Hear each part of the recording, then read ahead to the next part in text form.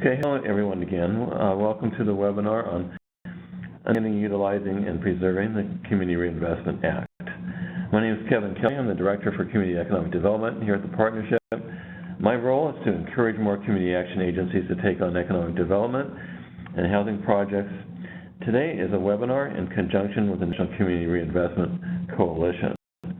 Today's presentation will provide a brief background on the Community Reinvestment Act, how to participate in local community reinvestment coalitions to obtain more investment for the local communities that you serve, and also some changes to the CRA will be discussed. Speakers today will be Kevin Hill, the CRA Manager at the Community Reinvestment Coalition, and Alan Jennings, Executive Director of the Community Action Committee of the Lehigh Valley in Bethlehem, Pennsylvania. Alan participated in a local coalition that obtained a community reinvestment agreement. At this point, I'll turn the session over to Kevin Hill. Thanks a lot, Kevin. This is Kevin Hill. I am, as Kevin said, I'm the CRA Manager at NCRC. I've been working at NCRC for about 4.5 years, and in that time, I have managed campaigns that, if you combine all of them, they're going to put $85 billion back into the community. Not $85 billion to NCRC, but $85 billion into the community in the form of mortgage loans, small business loans, and also support for organizations that are doing vital community development work. And today, as Kevin said, again, we're going to be talking about what the Community Reinvestment Act is, how to get involved in it, and how also some changes that are currently under. The Community Reinvestment Act really is kind of like the best kept secret sometimes in community development. A lot of people are unaware of it and the power it gives organizations. So I hope that all of you will get a lot of good information from this webinar. And I'm going to be joined by Alan Jennings as well. I'll turn it over to Alan to introduce himself. Hi, everybody. I run a community action agency in eastern Pennsylvania, where town Bethlehem and Easton are. I've been for 38 years, executive director for 28 of those. I used to be on the board of NCRC. I've been a member for 20 years or so. And the Community Reinvestment Act has been a very powerful tool. I have probably about $1 billion in community reinvestment agreements with about 10 or so banks over the years. And the agency, it's not supposed to be necessarily about grant funding, but we generate about $100,000 a year in contributions from banks for community and economic development work throughout the year. Great. All right, so let's go ahead and get started. So first, what is the Community Reinvestment Act? The Community Reinvestment Act was passed in 1977. It was part of a series of legislative attempts to end discrimination or redlining, which is basically the where banks determine certain neighborhoods and certain groups that they're just not going to lend to. And when that happens, those groups and those neighborhoods are basically locked out of social mobility, because if you can't have access to home ownership or small business capital, if you're a business owner, it really is going to be impossible for you to advance and to build wealth in our society. So there was a series of attempts to end this discrimination and to end redlining. Two of those laws were the Fair Housing Act and the Equal Credit Opportunity Act, which forbid discrimination to protected classes, things like race, gender, national origin, ethnicity, religion. Those are protected classes that those laws forbid banks from basically denying mortgage applications or small business loans because of those reasons. Home Mortgage Disclosure Act took another step, which said that if banks are going to be involved in mortgage lending every year, they're going to have to disclose information that details weapons when people come to them for loans. Loans is the bank originating to African Americans, Latinos, Asians, women, men, etc. How many times is it denying those applications? Is it originating those applications with a higher interest rate? That's what the Home Mortgage Disclosure Act does. It requires the banks to publish that data on an annual basis.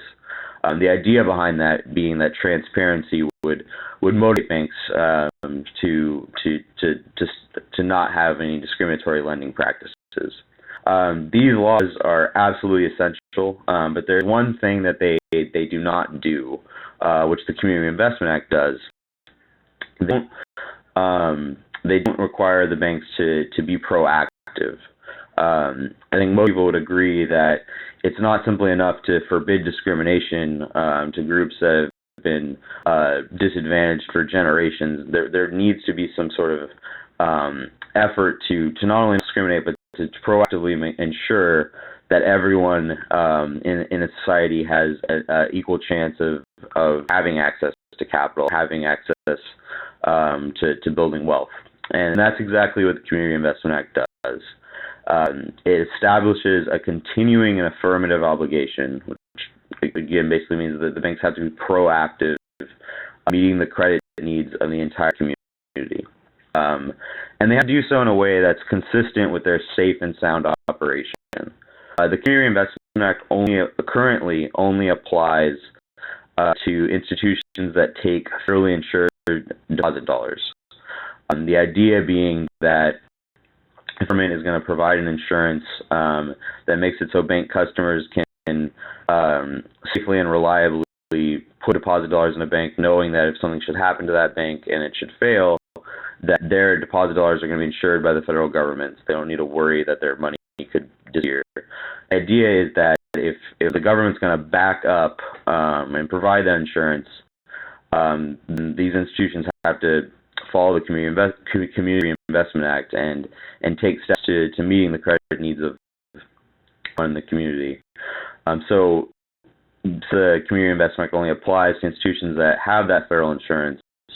Of course, the government's not going to want to see these institutions fail. So there's a vested interest in the government making sure that this is done safely and soundly, and not in a way that's going to put the government on the hook for any institutions making loans that are going to damage the institution or damage the borrower. Most importantly, the Community Investment also creates a framework for organizations to have a voice in how banks are serving their community. This happens through CRA exams. Every 3 to 4 years, banks come up for exam. Kind of think of it almost like an election. Every 3 to 4 years, the banks are examined by their regulators on how well they're lending to low to moderate income borrowers and neighborhoods, level of support they're giving to needed community development projects in the community, and how well they're maintaining branches in low to moderate income neighborhoods. And you can comment on how well a bank is doing on each of these aspects of their CRA performance. And unfortunately, very few people are aware of this. So a lot of these exams and mergers, which I'll talk about, go by with hardly any or none or no people or organizations commenting and having and discussing how that bank is serving their community. And if you think about like election, if we had like 5% participation in elections, our political system could be in much worse shape than it is today. And that's what's happening currently with CRA. Very few organizations get involved and have a voice in this process. And as I'll go into, this has a negative real world impact on how neighborhoods and how individuals are served. So during the CRA exams, the banks can receive one of these 4 ratings. They can get a passing rating, and the passing ratings are outstanding or satisfactory, pretty evident the high strings outstanding, satisfactory is passing, but not at the highest level. And then you can get the failing ratings, which needs to improve or substantial non-compliance. And if a bank gets one of these failing ratings, they are examined more frequently than every 3 or 4 years. And also, it becomes very hard for the bank to grow. We'll get into the main way that banks grow is through buying other banks or buying branches from other banks. And if you have a failing CRA rating, it's really impossible for your bank to grow through buying or purchasing other institutions. And now I want to turn it over to Alan Jennings to talk a little bit more specifically about how CAP agencies can get involved in this process. What is clear, I think, most people understand is that banks do bank-type things. You know, I mean, they're obvious people in communities. Bankers are very, very cautious, very conservative. They travel in their own circles. They don't know our folks, and so kind of clumsy when it comes to the requirement that they reach out to people who are lower income, people in lower income neighborhoods, people of color, and so on. And so our goal is to help them understand their community, help them reach their community. And in the process, there's an opportunity to some support from them. Just as some examples, we have a homeownership counseling program that helps lower income people and people of color, both sub-constituencies that banks historically have a hard time reaching. And the seminars do outreach in low-income communities. And about 7 times a year we do these seminars, and they typically have 75 to 85 or even 100 people present, which means we're putting customers in front of the banks. And so we're building their capacity to make loans and to get funding from them to do for them. We all do the same thing with small business development, for entrepreneurial support. Banks provide heavily the funding to make that possible as well. So if you can demonstrate for them that they can reach your people through, to become customers of theirs, funding support to do that. Great, Alan, and also please do type in questions as they come up. So moving on, a little about mergers. That's another way that you can get involved in the CRA process in addition to the exams. I said earlier, a bank wants to grow. Most of their growth comes from buying institutions or buying branches, and they just go buy another bank. Like we could go buy something at a store. They have to apply, and the application process is done because there has been negative consequences of corporate consolidation. Sometimes when as banks grow bigger and bigger, it means that they're going to close branches in certain neighborhoods, or your organization may have had a great relationship with a CRA officer at a bank.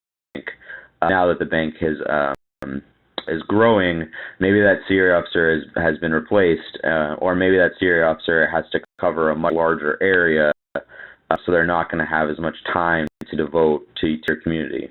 So for all these reasons, the Bank Merger Act requires banks to show that if they're granted permission to expand and to grow, have to show that the public is going to benefit from this. It's not just shareholders.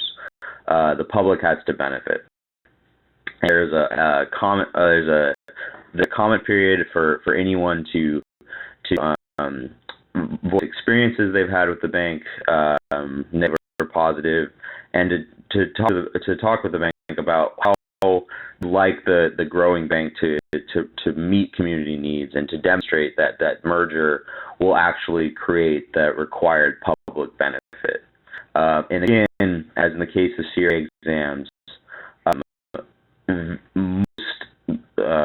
I would say 90 to 95% of mergers go through this process with no one commenting, because people are not aware of this and not aware of how powerful that commenting on this can be.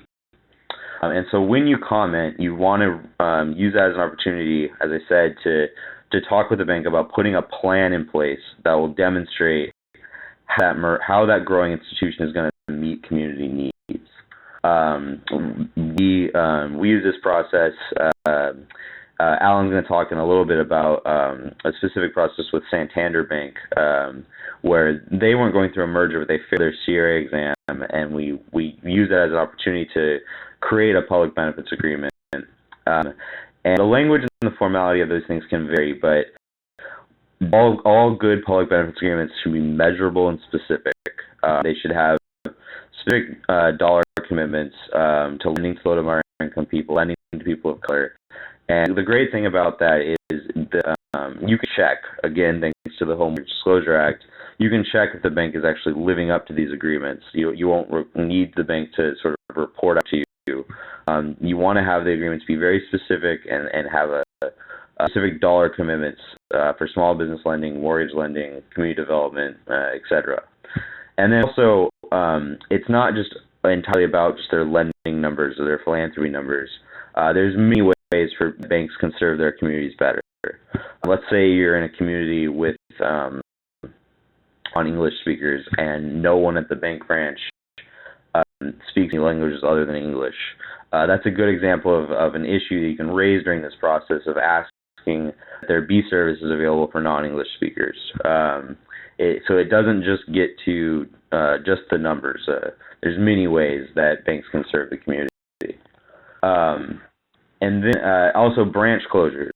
This is another way you can get involved and use the Community Reinvestment Act.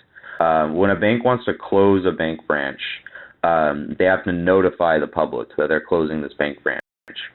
And bank branches that are located in poor, low to moderate income neighborhoods, you can request that the regulators hold a public meeting to discuss how that neighborhood will be served if the bank branch should close.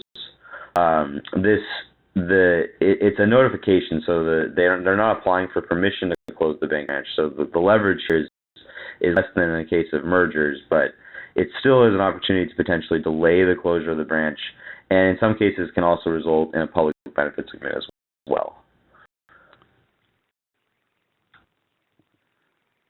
I'm stopping really quick to see about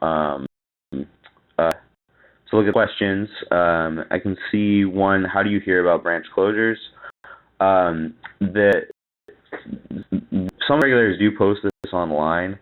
The best way, though, to hear about this is at NCRC, we send out a monthly alert, details branch closures that are happening in low to moderate income neighborhoods, details mergers that are happening, and also details quarterly what CRA exams or what banks are coming up for CRA exam in that quarter.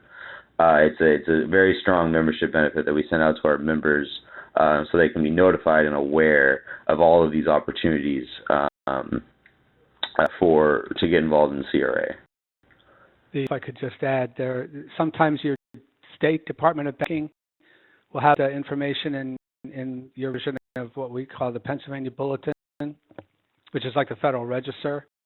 You have to go to ffiec.gov, which is a federal website that provides all the public information that's available on banking activity. Mm-hmm. And I see another question: how do you get this newsletter? You get this newsletter by becoming an NCRC member, and I'll discuss a little more of the benefits of NCRC membership further on in the presentation. Going to move forward now. So I'm going to do a case study of Washington, D.C. And provide some data, because I really want to make sure everyone is aware that there's a real negative impact by the lack of knowledge and the lack of involvement in the CRA process. I used the metaphor earlier of an election. When I do these presentations in person, I usually start off by polling the audience and asking them to raise their hands if last year they've commented on a CRA exam or commented on a merger around the country. very few hands are ever raised, and that has the same impact of people just of not voting or getting involved in the electoral process, because when there's not lots of public participation and lots of public involvement in this process, as I'll show and demonstrate, the players find a lot of ways to excuse behavior as satisfactory when all of us on the call who have devoted a lot of time and energy to community development would argue that this is absolutely not satisfactory. There's the idea that certain neighborhoods are continually left behind and not having the same access to home ownership and small business capital or bank services after year after year, same neighborhoods being underserved. It can't, no way to reconcile that with banks with banks in the area passing their CRA exams and all mergers going by with the acquired public benefit, and very few benefits are actually getting out to the public. This is a product of very few people knowing about the Community Reinvestment Act and knowing their ability to have a voice in how banks are serving the community and how capital is flowing into certain communities. I want to show some information specific to DC. I use DC just because I think it's a particularly stark example of the investment that we see around the country. NCRC can work with you on creating this sort of information anywhere in the country, any neighborhood. I just use DC as an example in this case. You can see on your screens a chart of DC. This is 2007, and this chart has a lot of information on it.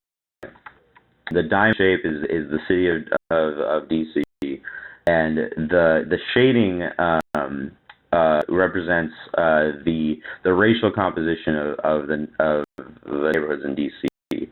The darker green areas representing areas that are more diverse and have more people of color living in them. So that's what the color of the map represents. And then you can see circles that represent home purchase lending activity. These are people that are buying homes and getting that crucial access to getting that crucial access to building wealth and having something that they can pass on to their families, and we understand that is one of the most important ways for people to build wealth in America. So you see the size of the circle indicates amount of home purchase lending activity that's going on in that specific neighborhood. Because of the Home Mortgage Disclosure Act, we can actually determine and know where exactly purchase loans are getting made. So the size of the circle represents how much home purchase lending activity is going on in those particular areas. And then the colors of the circle represent who's getting the loans in those areas, broken down by race. Blue represents white borrowers, yellow represents African American borrowers, green represents Latino borrowers, and purple represents Asian borrowers. So this is 2007. Actually, you see in 2007 a fair amount of lending activity throughout the district, and a lot of lending as well to African Americans. However, we know this is 2007, so right before the housing crisis. We know all this lending was done in a predatory fashion. So let's move forward. This is 2008. You can see the dramatic decline. This is the housing crisis. The home purchasing activity has gone down dramatically. And move forward to 2009, 2010, 2011. And 2011, you can start to see a rebound in some parts of the city. And coincidentally, these are the parts that are less diverse, have less people of color. You can see the home purchase lending activity is coming back in those parts of the city, but in sort of the southern and eastern parts of the city, still hardly any home purchase lending activity.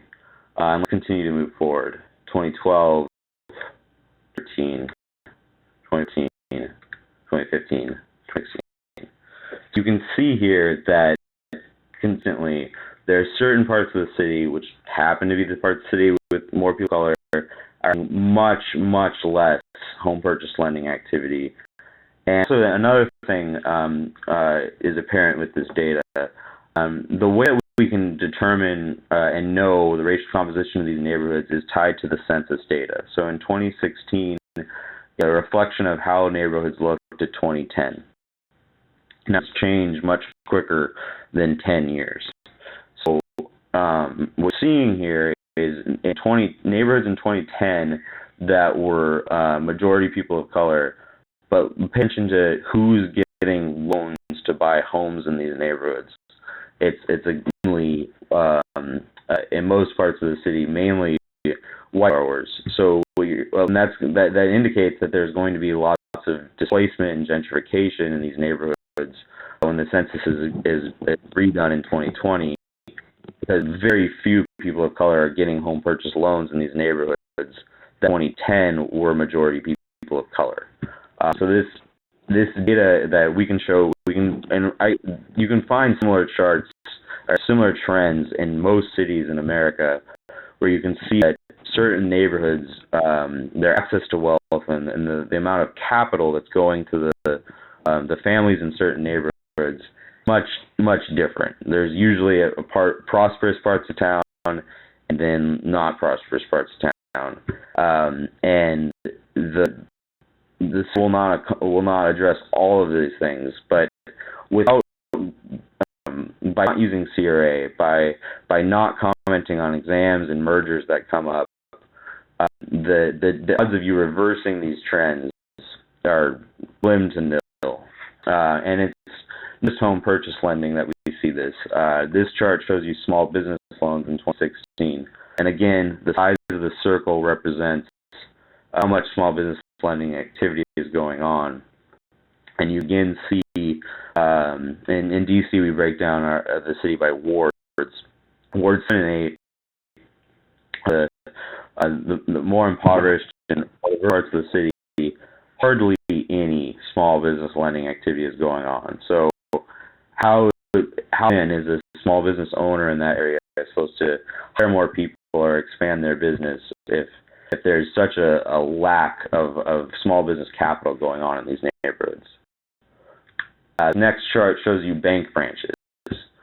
The dots representing where there's bank branches. And again, you can see hardly any branches in the more diverse eastern parts of the city. And that's significant because bank branches are heavily correlated and related to the amount of capital and lending that goes into neighborhoods. So as I said, the best way to really reverse this and work changing these trends that we see throughout the country is to get involved in CRA. The picture on your screen is of Gail Sankata, often referred to as sort of the mother of CRA. And the CRA is an interesting law in that really requires people to get involved because, as I was saying earlier, the regulator's definition of satisfactory bank performance and the regulator's definition of a that's living up to its obligations is going to be much different than our definition of what a satisfactory bank is.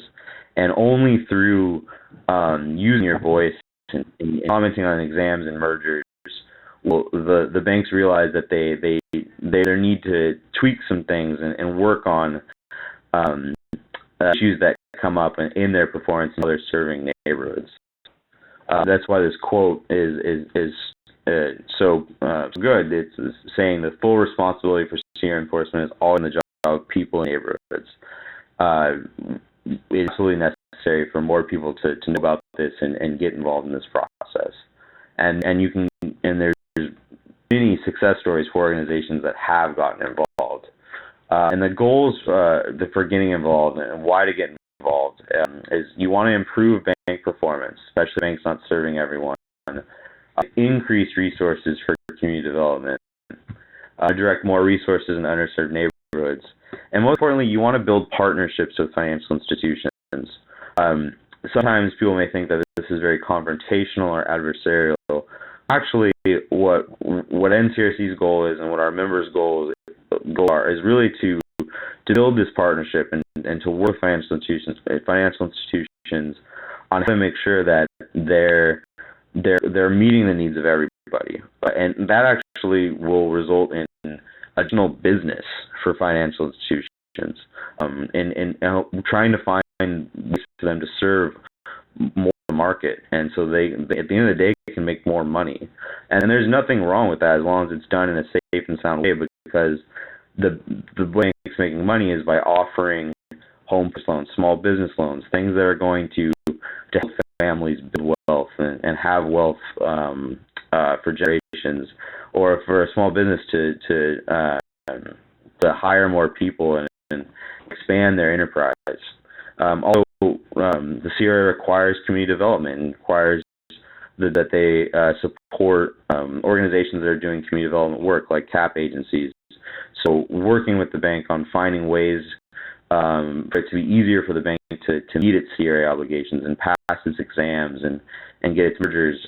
Like, these are all ways that we build partnerships with financial institutions. So it's not adversarial, really. It's really trying to expand the market share and expand people that the bank can serve. I want to talk now about a success story that we've done, which Alan was a part of. That was Santander. So I'm turning it over to Alan again to talk more about Santander. Santander is a Spanish bank. Spanish as in Spain, European Spain. And there is no Community Reinvestment Act in Europe, and so when we found out that Santander was buying Sovereign Bank, we knew we were in trouble. Sovereign Bank was mostly in the northeastern United States. And as soon as Santander came in, they started withdrawing. They started, just kind of disappearing. And we just sort of gave up on them and left them alone. Sooner or later, what we expected was coming to reality, which was that, they stopped doing community reinvestment in lower income communities. Actually, they ended up being, I think, one of the largest banks in history to receive a needs to improve rating. That improved rating meant, as Kevin said earlier, they weren't going to get approval to open branches. They weren't going to get approval to be bought or to buy.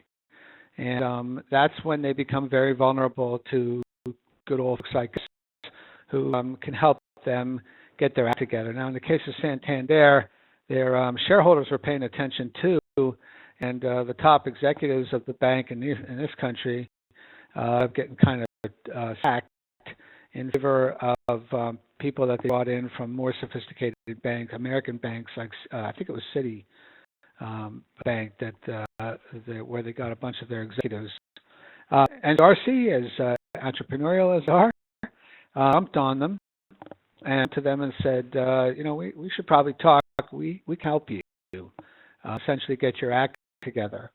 Santander at this point was so vulnerable and so weakened by their own practices and by their inability, willingness to comply with American laws, was very receptive to NCRC's outreach.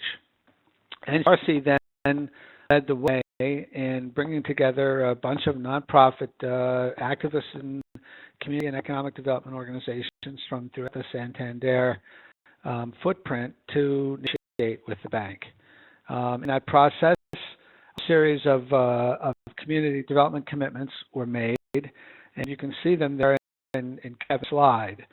You can see $11 billion, of commitments to our communities. Now, I got to tell you that my feeling is, and Kevin talked earlier about the importance of getting measurable numbers.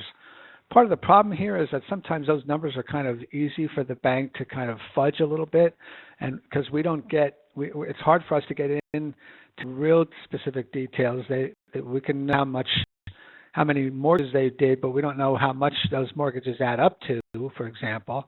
And in our case, we often push what I call the infrastructure of the financial institution, because for those of us in communities around the country, if the bank doesn't understand, it doesn't have decision makers in the markets where we're located, they don't understand those markets well enough. And so one of the things that we push when we do community benefits agreements, which we always do when a bigger bank from outside the area or even inside the area buys a smaller bank in our market, we do a come to Jesus with them. We say, we want to understand what your plans are for our market, and we'd like you to know and address some of the issues that are unmet credit needs in our community.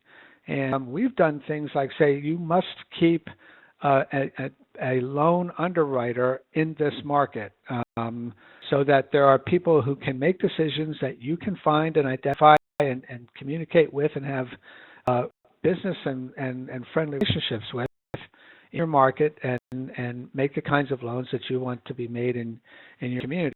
So see the kinds of numbers that we're talking about, but each of these things is going to have all kinds of side pieces to them. As Kevin mentioned, if you want to reach the Spanish market, it's probably a good idea for you to be able to speak Spanish. It's even better if you look like the people in those neighborhoods and speak their language. So every time we've done a CRA agreement with a bank, we've said to them, you have to have people who speak Spanish in this market, or you need African Americans who are in this market and able to make loans to our people, if you will. So those are the kinds of things that you can get out of the deal, and part of it too includes your help that you can provide them in helping identify specific borrowers and make them bankable so that they can get the kind of loans that are going to eliminate the kinds of disparities that have taken place all over the country. Just about 2 months ago, there was some research released that showed that there remain considerable mortgage lending disparities in some 60 metropolitan markets around the country. Well publicized was, in our case, it's in the Lehigh Valley of Pennsylvania, we find no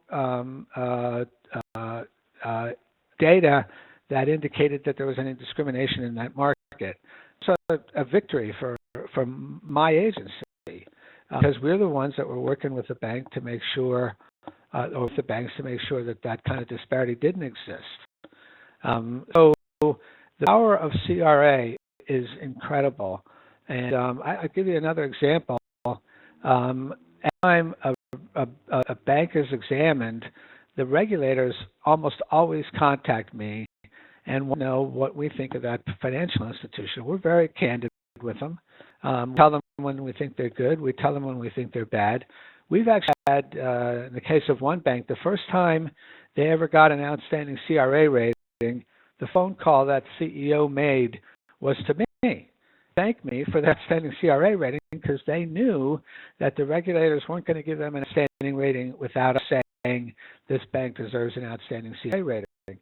Imagine the relationship that developed, that resulted from that, because of the bank understanding how critical we were to their ability to get the kind of kudos, if you will, that they get when they get an outstanding CRA rating. Yes, thanks, Alan. To the point, I mean, we've worked on with our members on mergers and things like that. And one time, after we worked on with a member on a merger that was going on in their market, another bank in that same market was going to go through a merger, and they approached one of our members proactively and basically asked, "So what do you think about this merger we're about to do?" So there's a bank approaching a nonprofit, basically asking for their comments on their growth strategy and their business plan. That's the kind of thing that getting involved in this process and using CRA kind of relationships and the kind of doors it can open with financial institutions, being able to have the opportunity to have that level of input and how capital and how banks are serving your communities. When banks can see that, you know what's up, and you know what the data shows, and you know your ability to comment and use your voice. There's a lot of things and a lot of ways that can be very beneficial to work of developing communities. Another thing I'd like you can jump in, Alan. Yeah, let me give another example of this. We had a prominent, very wealthy business leader in our community come to us and ask us if he could be on our board of directors. This is the kind of guy that any community-based organization would love to have on their board. A guy with a lot of resources, a guy with a lot of contacts, a guy with a lot of prominence and stature. He comes to our board, and at the first meeting, the board president asked him to introduce himself and say a little bit about why he wanted to come on the board of the agency.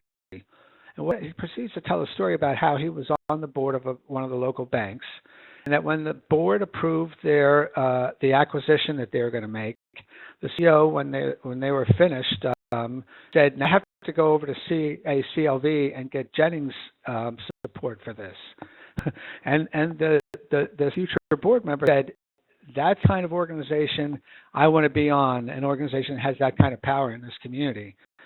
So it is a very, very powerful law. I would argue that it's second only to federal funding in terms of the ability to help you make a difference in your community.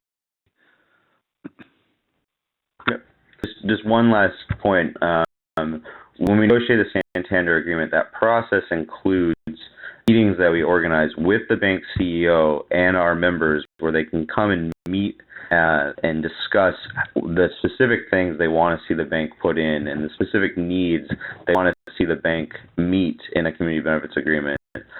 It's a very unique meeting. You're talking directly to the CEO and also the heads of their mortgage lending and small business lending. And it's the kind of thing that NCRC organizes for our members to really make sure that these agreements are as comprehensive and holistic as possible at addressing the things that are needed in communities. NCRC can help you with this process. We can guide you through it. We've been doing this for over 25 years, so we really are the experts on the Community Reinvestment Act and how to position yourselves to leverage this for your communities. As well as we provide our members action alerts. The action alerts detail CRA exams that are coming up, mergers that are coming up, branch closures in low to moderate income neighborhoods that have been announced, data analysis. That app I showed earlier of DC, we can create that for you on a whole host of other things that we can do with data to get at which banks are not quite living up to their obligations under CRA. We can also assist you with writing comment letters that you put that data into action and help you comment and on mergers and exams, and then you with constructing agreements. So you replicate the sort of successes that we've had with Santander and with other banks, and most importantly, we connect you to our nationwide coalition and then local coalitions in a lot of markets as well of organizations working to do the same thing and to really make sure that we have a just economy and certain neighborhoods are not consistently given less capital and less business loans, and that organizations serving those neighborhoods are not given support so they can continue doing their vital community development work. Here's a link right here to join NCRC. An annual membership fee, but it is not. It's cheap and it's based on the budget of your organization. And I really encourage all of you, if you're not already, to really consider becoming an NCRC member, and so we can get you involved in this movement, which you're all already part of. You're all already part of the movement to build a vibrant economy that serves everybody. But a lot of you may not know of this vital tool, which is the CRA, and we can really help you add this to your arsenal and add this to help you construct public benefits agreements and help you have this data so you can really change the conversation and really come at a stronger position when you talk to banks about how serving the community. I'm going to look at some questions now. Doing that, Kevin, let me just jump in and say that we've been an NCRC member for years. It is an outstanding investment. I don't want to say anything that suggests that it's better than our national association, but their conferences are outstanding. The results that come from this kind of membership are extraordinary. NCRC it is the only organization outside of our community action network that we are very active in participating in. I'm having a little bit of difficulty seeing all the questions. I did see one. Yeah, I did see one earlier about like when there's a big settlement with a national bank, how can we leverage this at the local level? When we negotiate an agreement, we work on finding out who at the bank is responsible for implementing the agreement. And that's information we provide our members. This is the people at the bank you can talk to specifically about your local area. How exactly that question of what is this gonna mean in Bethlehem, Pennsylvania, or Philadelphia, or wherever you are. So jump in, Kevin, or where Melissa Taylor is. She's got a question here that says, type of advocacy work in smaller cities. I guess it depends on. First of all, the short answer is yes. But the city of Antown has 120,000 people. The city of Easton has 27,000 people. So if in that size, those are the kinds of cities that we're serving. And so yeah, it can. Especially for a newspaper that pays attention to these things, they're very vulnerable to what you could call reputational risk. There's a lot of competition among banks in many communities, and anytime you can put a bank in a position where they get bad attention, bad press coverage because of their bad work with you or their good work with you, it gives you a lot of power. If I tell you quickly about a story, I went to 3 different banks in our market that didn't have any branches in low to moderate income census tracts or even in central business districts. And I said, look, if you don't put a branch in one of these neighborhoods, the next time you apply for approval to open another branch in one of the rich white suburbs, we're going to publicly oppose your application. And maybe we'll lose the objection, but I can tell you that you will spend money for years cleaning up after us. So I suggest you start thinking about putting a branch in these neighborhoods because the consequences can be dire. 2 banks put branches in South Bethlehem, the low-income community, one of the low-income communities in the Lehigh Valley. Thanks, Kevin. This is the other Kevin. I can see the questions. I don't know on your computer. If you see the chat box at the top, it should be blue. If it's red, that's probably why you can't see it. But if you want, I can read the questions to you. Okay, thanks, Kevin. Actually, yeah, I can see it now. Okay. I can see where can we find a bank CRA rating? It's a website called the Federal Financial Institution Examination Council, the FFIEC. You go to that website and they have a tool that you can look up a bank CRA rating. It's not the most user-friendly process, though. I like to use the metaphor. I mean, anyone can do their taxes, but a lot of times you want to go to someone that's more familiar with doing taxes, like an accountant or a service. Anyone can pull this data. It's not secret, but working the system and working on how to find it, it's often good to work with NCRC since we have such experience doing it. But yeah, if you want to look it up at FFIEC, that website can show you what bank CRA ratings are.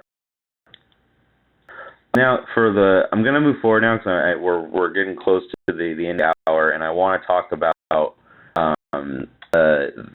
proposed changes to CRA. the Treasury Department 2 months ago released recommendations for updating the Community Reinvestment Act. Agencies in charge of implementing the CRA are going to be releasing an ANPR soon, which stands for an Advance Notice of Proposed Rulemaking, which is basically the beginning of a process of changing CRA. And we, of course, are very interested in this. We want to make sure that CRA is not weakened, and that there's opportunities to make CRA even stronger. So we, NCRC, has developed sort of principles that are necessary for maintaining a strong CRA and making improvements. And I'll discuss those principles now. The first one is we want to make sure that keep the community in CRA. Treasury recommended that the loans that banks make outside of where they have branches be evaluated under CRA. So currently, CRA only looks at the loans that banks make in markets they have branches. But there's many banks that make loans in other areas where they don't have branches, and currently a blind spot under CRA that CRA is not evaluating and looking at loans they're making in other markets. Are they proactive in making sure that everyone has a chance to get those loans, and are the loans being made in a safe and sound way so they're not likely to result in foreclosure? During the housing crisis, studies were done that showed that even within the same institution, the same bank, the loans that they were making that were regulated by CRA, so the loans they were making in the communities they had branches, were less likely to result in foreclosure than the loans the same bank was making in other markets where the CRA was not looking at. So it's a very good idea and a good recommendation from Treasury, and it's something NCRC has advocated for years, that yes, we need to finally look at everywhere a bank's making loans and not just where they have branches. That said, though, we don't want to go too far and sort of throw the baby out with the bathwater and completely ignore the where a bank has branches as well. If we completely forget the fact of, or forget about analyzing, is a bank lending in areas where they're taking deposit dollars, we could sort of go back to what was happening with redlining, where banks may have a branch in an area and they're taking deposit dollars, but they're not lending at all. They're just sucking money out and not putting any money back in. So we make sure that there still is a local neighborhood focus and a community focus of analyzing banks where they have they're lending where they have branches, in addition to lending where they don't have branches. We also think that they should recognize community benefits agreements like the one we negotiated with Santander.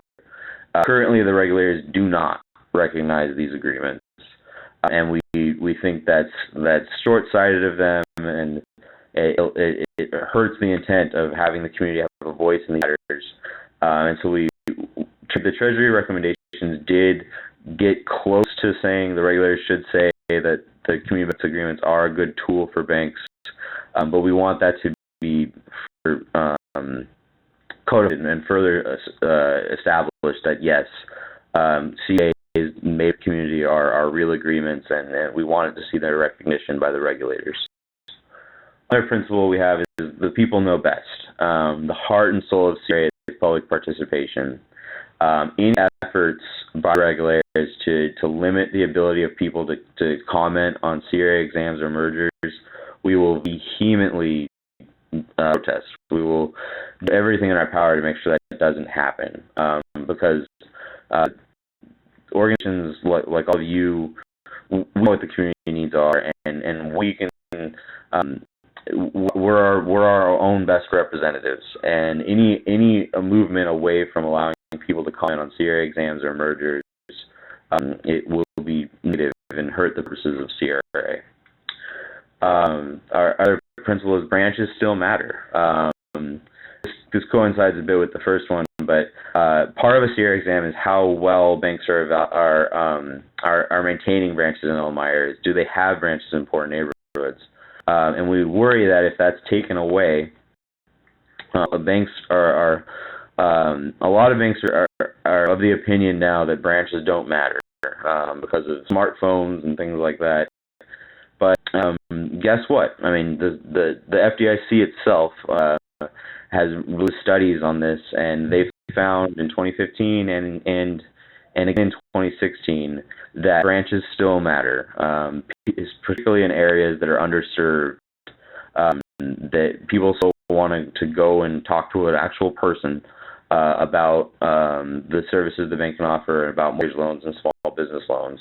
There's even a study that UC Berkeley did a couple years ago that found that when branches close in neighborhoods, even neighborhoods where there's other bank branches, when branches close, it hurts small business lending. Small business lending goes down, which then hurts employment. There's less of it stalls reductions in unemployment. And that makes sense because, particularly small business lending, there's a strong relational component of having a loan officer who understands the business plan of a business, and if without the ability to actually go talk to an actual person, it becomes very difficult to build that relationship. And particularly for nonprofit agencies doing community development work, if we see much less branches and things like that, it'll just be that much harder to talk to someone at the bank about the services that you offer, or what the needs that you're helping people with in your communities. And another principle we have is to not lose focus on the underserved. Suggestions have been made to allow banks CRA credit for community development activities that are not targeted to low to moderate income people. So just sort of financial education for anyone, or let's say that they want credit for financing a hospital or a grocery store in a rich neighborhood. These all, I mean, they're all good things, but the CRA was designed because low to moderate income people were not getting served by banks. They inherently are going to make sure that wealthy people are well served by their institutions. We don't need to weaken a law that was designed to help people that were getting less services by opening the floodgates of letting services to wealthy people get counted as well. Wealthy people are going to be well served by banks. We don't need to change CRA to lose that focus on the underserved. In addition, CRA the community reinvestment exams should include race. They do not. And it's absurd that they don't, because the CRA was passed as an effort to reduce discrimination, but currently CRA exams only look at income. Mergers do look at race and how the bank's lending to racial groups breaks down, but CRA exams as well should explicitly include race. Running out of time, so I'm going to move a little quickly. Another principle we have is that there needs to be meaningful penalties for banks failing their CRA exams. CRA has proposed allowing banks to grow and expand even with failing CRA grades. Currently, 2% of banks fail their CRA exams, so it's not like a lot of banks are getting hurt by failing CRA grades. But for the banks that do fail, take away their strongest penalty, send a wrong message, and it basically sends a message to banks that they worry about CRA, and that's exactly the opposite of what we want to see. And our final principle is that holistic review. As I said earlier, CRA regulated lending has been proven to be safer and sounder for both the financial institution and the borrower. So we need to see CRA applied to all institutions in this space, not just the ones that have federal insured deposit dollars. The Quicken Loans of the world, who don't take a federally insured deposit dollar and are not regulated by CRA, need to have a CRA and community obligation as well. Since we know that credit unions as well, we know that it's better for everyone for people to have a voice, and for there to be an ongoing examination of how they're serving everybody. So what can you do? We're expecting that advance notice of proposed rulemaking to come out really any day now. And once it comes out, we'll be developing a website specifically devoted to that, where you can find resources to help you comment. We need to generate as many comments on this as possible. Trust me, the banks have already commented and will comment again, and are talking to congressional representatives and to the regulatory agencies constantly about how they would like CRA to change. And we need to provide another voice, a voice that says, that highlights the benefits of CRA and the ways to actually make it a stronger force for reducing disinvestment and reducing inequality, really. So we will be creating this webpage where you can find resources to help you comment, as well as for resources for encouraging other people to comment. You can see a link there. If you click on that link, it'll take you to a form where we'll add you to a mailing list, so you can make sure to have all the resources you need to comment and to be involved in this process. You can also monitor our website as well, but if you fill that out, add it to an email list so you'll be the first to know when ANPR comes out and see our analysis of it and see our resources for commenting. I am 2 minutes past the hour. So again, just to wrap this up, and Alan, I'll go to you in a bit for closing comments as well. I hope that you enjoyed this webinar. I hope it was insightful for you, and I hope you leave here knowing that you all have a new civic duty. And your new civic duty is to comment on CRA exams, comment on mergers. If you see a bank branch in your community, that means that bank is evaluated on how well they're lending to low to moderate income people in your neighborhood, how well they're lending to small businesses in your neighborhood, and how well they're supporting community development projects that advance the most important needs in your community. And most likely, public people, or very little people, have a voice in how that plays out and change that. Work with CRC on how to actually get involved and comment on how that bank is serving your area, and work with us on finding out how well is that bank serving the area. We can provide you that data to really show you a clear picture of how well that bank is doing in your community. And so with that, I'll turn it over to Alan for closing remarks. I'll just say what he said. Take the opportunity. Okay, this is Kevin. Kelly with the partnership. Thank our speakers today for their time participating, and thank everybody on the call as well. I'm going to be sending out a link to the recording of today's webinar, as well as a copy of the PowerPoint that Kevin just went through. If you have any questions, I saw quite a few of them in here that didn't get answered, maybe you can email Kevin Hill directly and you can respond to those. One final comment, our next webinar, Community Economic Development related topics, is going to be on the 15th, in just a couple of weeks. It'll be at 2 o'clock Eastern Time, and we'll be discussing social enterprises, and from Myra Martinez with Affordable Homes from South Texas. So I hope to have a lot of you on that call as well. And once again, thanks to everybody for attending, and thanks to our speakers from today. All right. Thanks, Kevin.